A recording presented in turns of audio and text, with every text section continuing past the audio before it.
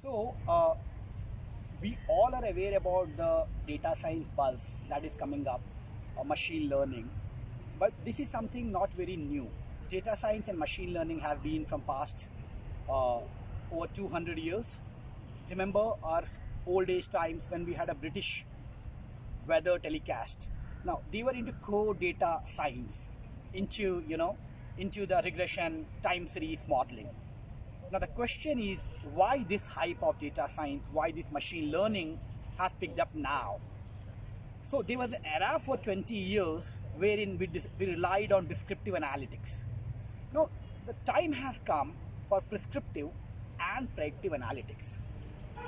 Using standalone tools like business planning and consolidation or planning and forecasting models, we weren't able to achieve the accurate forecast. So then, group of business individuals and technocrats thought of bringing in statistics into the picture. Now, when technology, statistics, and business handshake with each other, then we have something known as data science. Now, when we have a model which can forecast with a minimum root mean square error, that model is considered to be the most accurate data science model, which can give us the minimum root mean square error. That is the forecast that we got to the actual that was present. The minimum root mean square error is the actual model. Now, we need to understand two parts of forecasting. One is the quantitative aspect and other is the qualitative aspect. So let's take it with a life scenario. We all know the fact that choices have an impact on destiny. Now, with the right choices, we will get a choice, we'll get a chance. With a series of right choices, we'll get a chance. Now, let's bring the synonymity to data science.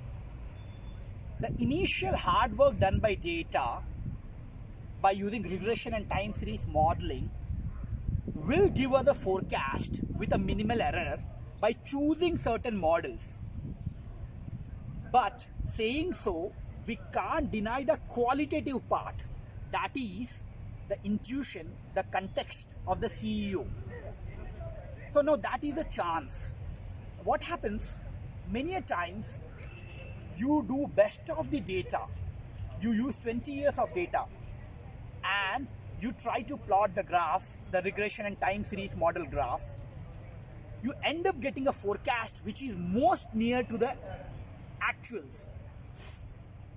But that doesn't guarantee that the next year forecast that we achieve would be the one that would be the real one. So, root mean square error that we receive from the hard work done by data, by putting the data in statistical model, only handles the quantitative part, the choices which we made. Now, the chance, the intuition given by the CEOs or the business users also can't be undermined. So, let's put this way. A successful data science model will initially trust on the hard work done by data using regression and time series model. In the same data science model, using natural language processing, we have to bring the qualitative part that the CEOs give, the intuition. And finally, the forecast that we achieve should be a function of quantitative plus qualitative. That is the hard work done by data using regression and time series plus the choices made, or maybe the intuition by the CEO, the feel good factor what the CEO has on the business, the contextual part. So till now, data scientists always have that open-ended question, how to combine quantitative and qualitative aspects into one data science model. Now, what is happening now? Now we are trying to use the quantitative aspect in regression and time series and get the forecast from a data science model.